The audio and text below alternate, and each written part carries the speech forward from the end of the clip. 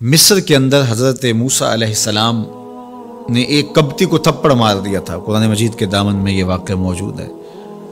تو آپ کی جلالت اور آپ کے زور کی تاب نہ لاتے ہوئے وہ وہیں ڈھیر ہو گیا اور اس کی موت واقع ہو گئی۔ تو مصر کے حالات کشیدہ ہو گئے اور حضرت موسیٰ علیہ السلام کو مصر چھوڑنا پڑا۔ تو وہ شہر مدین کی جانب جا رہے تھے کہ راستے کے اندر ایک کنواں تھا، وہاں کچھ لوگ اپنے جانوروں کو پانی پلا رہے تھے۔ تو حضرت موسیٰ نے دیکھا کہ دو پردہ دار خواتین ہیں، وہ اپنے جانوروں کو ایک سمت لیے کھڑی ہیں۔ سمجھ گئے کہ مردوں کے ہجوم میں آنا نہیں چاہ رہی، ان کا حیا مانے ہے۔ تو آگے بڑھے اور ان کے جانور ہانکے اور ان کو سیراب کیا اور پھر ان کی جانب ہانک دیے۔ وہ واپس گئیں اور اپنے والد بزرگوار سے کہا کہ ایک سالے نوجوان جس کی آنکھوں میں شرم و حیا تھا، اس نے ہمارے ساتھ یہ مہربانی کی۔ تو ان کے والد گرامی نے کہا کہ جاؤ اس کو بلا کے لاؤ۔ قرآن مجید میں اس کا ذکر کیا گیا۔ فجاءتہ احداہما تمشی علی استحیاء، ان میں سے ایک خاتون حیا میں سمٹی ہوئی حاضر ہوئی۔ اس نے کہا کہ ہمارے والد گرامی آپ کو بلاتے ہیں، آپ نے ہمارے ساتھ جو مہربانی کی ہے اس کا وہ اجر دینا چاہتے ہیں۔ تو حضرت موسیٰ علیہ السلام ان کے ساتھ چلے گئے، اور جب گئے تو یہ گھر تھا حضرت شعیب علیہ السلام کا، اور یہ صاحبزادیاں حضرت شعیب علیہ السلام کی تھیں۔ تو اس خاتون کا شرم و حیا کے ماحول میں حضرت موسیٰ علیہ السلام کو یہ کہنا اور چل کے اس انداز سے آنا، قرآن نے اس کی حکایت بیان کی ہے۔ تو خدا کو پسند ہے کوئی خاتون حیا کے ماحول میں آئے تو اللہ اس کی آمد کو اور اس کے آنے کو قرآن کا عنوان بنا دیتا ہے، اور قرآن کی حکایت بنا دیتا ہے کہ جو خاتون حیا کے جوہر کی مالکہ ہو وہ اللہ کو کتنی اچھی لگتی ہے۔ اللہ اکبر۔ حضرت نبی اکرم صلی اللہ علیہ وآلہ وسلم کا فرمان حیا کے حوالے سے، الحیاء من الایمان، حیا ایمان سے ہے۔ تو جتنے بھی ایماندار لوگ ہیں وہ پھر حیا کے جوہر سے مزین ہوں گے، مالا مال ہوں گے۔ آپ دیکھ لیجئے، سب سے بڑے ایماندار تو میرے اور آپ کے آقا مولا ہیں، اور حضور کمواری لڑکی سے زیادہ حیادار تھے۔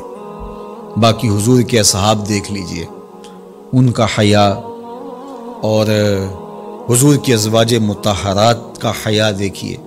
ام المومنین حضرت عائشہ رضی اللہ تعالی عنہا فرماتی ہیں کہ حضور کا جب وصال ہوا اور حضور میرے حجرے میں دفن ہوئے، تو میں جب حضور کی قبر انور پہ جاتی تو معمولی چادر اوڑھ کے چلی جاتی، اس خیال سے کہ میرے شوہر ہیں۔ پھر حضرت ابوبکر صدیق رضی اللہ تعالیٰ عنہ کا وصال ہوا تو وہ بھی ساتھ دفن ہو گئے، تو میں پھر بھی اسی حالت میں جاتی اور میں سوچتی کہ ایک میرا شوہر ہے اور دوسرا میرا والد ہے۔ کہا پھر حضرت عمر رضی اللہ تعالیٰ عنہ کا انتقال ہوا اور وہ بھی ساتھ مدفون ہوئے۔ تو حضرت ام المومنین فرماتی ہیں کہ اب جب میں جاتی تو میرا جانے کا انداز مختلف تھا۔ فواللہ ما دخلت الا وانا مشدودۃ علی ثیابی حیاء من عمر۔ کہا اب جب بھی میں جاتی تو خوب اوڑھنی اوڑھ کے اور چادر لے کے جاتی، مجھے عمر سے حیا آتی۔ یہ ام المومنین کا انداز زندگی ہے۔ مخدرات اسلام کو اس سے سیکھنا چاہیے۔ جو قبر میں دفن ہیں ان سے بھی یہ حیا کریں، جو مومنوں کی ماں بھی لگتی ہیں۔ اور آج یہ دلائل دیے جائیں کہ پردہ تو جناب دل کا ہوتا ہے، چہرے کا پردہ تو نہیں ہے۔ باقی کسی کو اپنی آنکھ میں شرم پیدا کرنی چاہیے۔ عورت کو کیا ضرورت ہے کہ وہ اپنے آپ کو ڈھانپ کے رکھے۔ اب ام المومنین کا عمل یہ ہے کہ فرماتی ہیں کہ میں اپنے آپ کو خوب سمیٹ کے جاتی حیاء من عمر۔ عمر قبر میں ہیں لیکن ام المومنین فرماتی مجھے پھر بھی حیا آتی۔ اور حضرت سیدہ طیبہ طاہرہ حضرت فاطمہ الزہرا رضی اللہ تعالی عنہا نے کہا کہ عورت کے لیے بہترین پردہ یہ ہے کہ اس کو کوئی غیر مرد نہ دیکھے اور وہ غیر مرد کو نہ دیکھے۔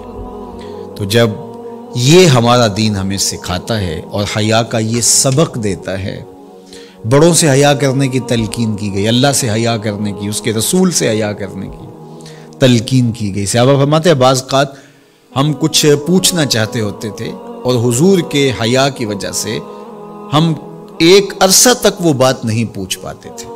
آج دادا کے سامنے بچے جس طرح بات کرتے ہیں اور جس طرح بچوں سے حیا کا جوہر ختم ہو گیا ہے اور اس کو وہ تہذیب نو کا کرشمہ سمجھتے ہیں اور جدید دور کی کرامت سمجھتے ہیں، یہ دور جدید کی کرامت نہیں ہے، یہ جاہلیت ہے۔